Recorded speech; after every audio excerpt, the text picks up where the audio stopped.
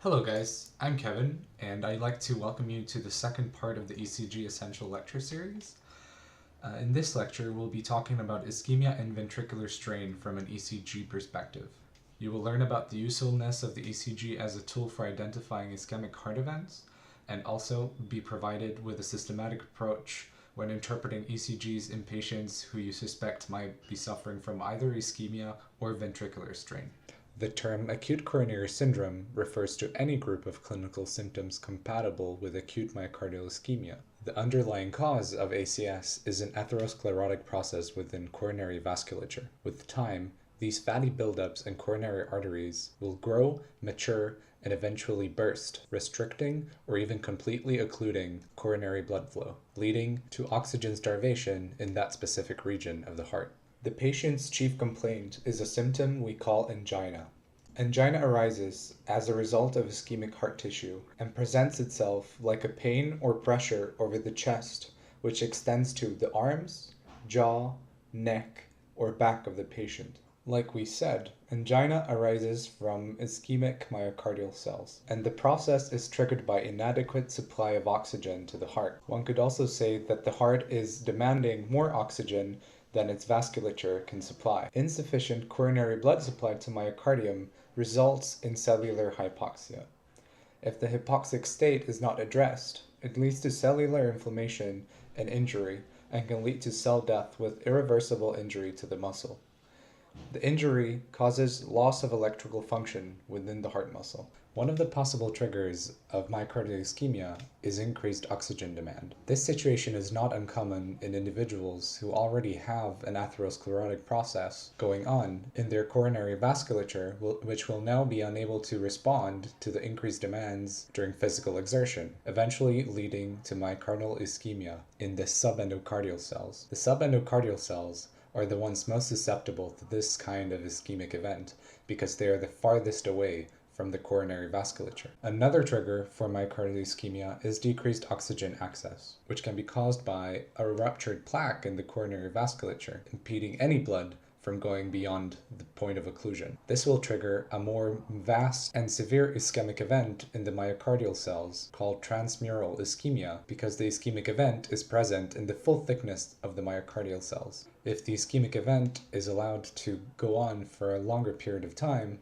the cells will be irreversibly damaged, leading to a variety of characteristic features on the ECG. The mildest form of acute myocardial infarction is called unstable angina, and those patients must present one of three principal findings to be diagnosed with unstable angina. 1. The presence of rest angina for 20 or more minutes, or debut of severe angina less than 2 months back in time, or 3. Crescendo pattern of occurrence, which means that the patient is experiencing an increase in the intensity, duration, or frequency of angina. The next category of myocardial infarction is the non-STEMI. It has the same characteristics as unstable angina, but it also has the feature of confirmed leakage of heart enzymes such as troponin. On the ECG, both of these diagnoses can present with ST depression and T inversion. And to further complicate things, unstable angina and non-STEMI are extremely difficult to distinguish because enzymatic markers sometimes take up to 5 or 7 hours after onset of chest pain to be detectable. The third and most severe category of acute myocardial infarction is STEMI. STEMI is characterized by the symptoms of unstable angina, heart enzyme leakage, and the presence of ST elevation on the ECG trace. In order for us to understand why it is important to learn the different features of the ischemic ECG, it is important to understand its role in the full spectrum of diagnosis of myocardial ischemic events.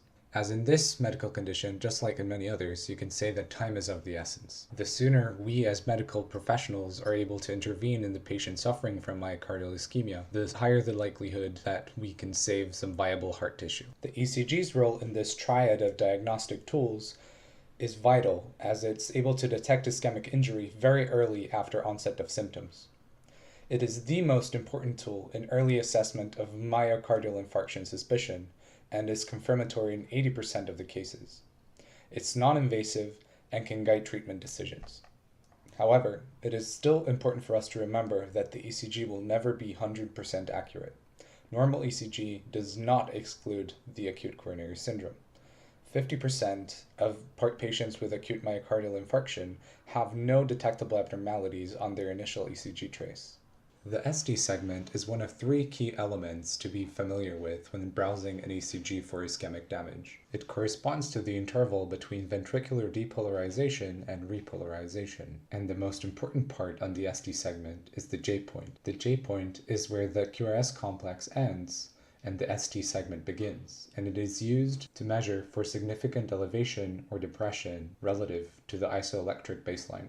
On this slide, we can see the physiological explanation to the ST depression. On the lefternmost figure, we can see a ventricle in a resting state. We can see spontaneously depolarized ischemic subendocardial cells emitting an electrical current towards a detecting electrode. The emission of this current will cause the baseline voltage prior to the QRS complex to be elevated. In contrast, when the whole ventricle becomes depolarized, all the muscle is depolarized so that zero voltage is recorded by the electrode as usual. After repolarization, the voltage following the T wave remains positive as in the resting state. Therefore, the net effect of the elevated baseline voltage is that the ST segment appears to be depressed relative to the baseline. Like on the previous slide, here we can see the physiological explanation behind the ST elevation. To the left, we have the ventricle in its resting state with a region of transmural ischemia highlighted in red. This ischemic region is spontaneously depolarized and emits an electrical current in that direction away from a detecting electrode. This causes the baseline voltage prior to the QRS complex to be depressed. And just like in the previous scenario, when the ventricle becomes depolarized, zero voltage is recorded by the electrode, and following complete repolarization of the ventricle, the baseline is once again negative, as in the resting state. The net effect of this is that the ST segment appears to be elevated relative to the depressed baseline. The T wave symbolizes the ventricular repolarization, and in the ischemic heart, it can take a variety of different appearances depending on the state at hand. One of the earliest signs of an acute myocardial infarction are tall or hyperacute T waves. These are present for 5 to 30 minutes after onset of symptoms and can most often be seen in the anterior chest leads. The T wave can also become biphasic, and this is an intermediary state where the T wave usually evolves to symmetrical T wave inversion, strongly suggestive of myocardial ischemia. T waves that are deep and symmetrically inverted also go by the name of arrowhead T waves because of its similarity to an arrowhead pointing downwards. It is important to be familiar with because it strongly suggests myocardial ischemia. Flattened T waves is a common occurrence in association to myocardial infarction, but they are very nonspecific. Speaking of T-wave inversion, it is worth to note that it may be normal in some leads. If you see an inverted T-wave in lead 2, AVR, or V1 with a predominantly negative QRS complex, that is not an abnormal finding. I'd like to discuss the pathological Q-wave a little bit further. Like we briefly said earlier, it is the manifestation of undergone irreversible myocardial damage, and it indicates that that specific region is now electrically silent. If you ever see wide or deep Q waves on an ECG trace, this should lead you to suspect that the patient might be suffering from 1. Myocardial infarction, 2. Left ventricular hypertrophy, or 3. Bundle branch block. There are specific criteria for when a Q wave is considered pathological, and those are if it's longer than 40 milliseconds or 1 millimeter wide, if it's more than 2 millimeters deep, or if it's more than 25% of the depth of the QRS complex. And lastly, if the Q wave is seen in leads V1 through V3. It is also important to keep in mind that the ECG is dynamic and changes with time. An ECG trace is only a snapshot of the current state of the heart muscle and gives us an idea of how long the process has been going on. In the first minutes from onset of symptoms, we can see the development of hyperacute T waves and ST elevation. These signs indicate that the ischemic damage is still reversible. And if we fast forward to a few hours after onset of symptoms, we can see ST elevation, terminal negative T waves that can last from days to months and indicate the onset of myocardial necrosis. If we fast forward to a few days after onset of symptoms, we can see the development and manifestation of pathological Q waves. These indicate that the heart has gone through irreversible ischemic injury, and where we once had viable heart tissue, we now have electrically silent scar tissue. Yet another important aspect of the 12-lead ECG is that it allows us to deduce the location of the infarction in the heart. And this is possible because the ECG leads provide us with an anatomical map of the heart. With this said, identifying the occluded coronary artery is invaluable to the clinician because treatment and complications of, for instance, an interior wall infarction is different to those of an inferior wall infarction. It can be worth knowing that proximal arterial occlusions tend to produce the most widespread electrocardiographic abnormalities, while anterior and inferior aspects of the heart are the most commonly subject to infarction. Anteroseptal infarcts are highly specific indicators of disease of the left anterior descending artery. So to summarize, patients with acute coronary syndrome have restricted coronary blood flow and typically present with angina, a characteristic pressure or pain over the chest with radiation to the arms, jaw, neck, or back. Ischemia in the heart is triggered by mismatch between supply and demand of blood or oxygen. Possible triggers are increased oxygen demand during exertion or complete coronary artery occlusion during a ruptured atherosclerotic plaque in a coronary vessel. If the hypoxic state is not resolved in time, it develops into an infarct of the heart muscle.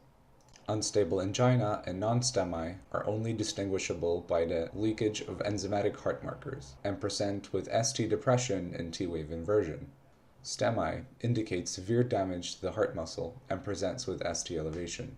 The ECG is one of 3 diagnostic tools available to us to assess ischemic heart events, the others being patient history and enzymatic markers, and the ECG is essential for the early assessment of suspected ischemia and can guide treatment decisions. The hallmarks of an ischemic ECG are ST segment elevation or depression, T-wave changes, and pathological Q waves. We cannot forget that the ECG is dynamic and evolves over time, reflecting the current state of the heart muscle. And finally, the 12-lead ECG can help us deduce which coronary vessel that is likely to be causing the ischemic event. I'd like to thank you all for your attention. I strongly recommend you to look over the lecture notes as well, and I look forward to seeing you all in Copenhagen in July.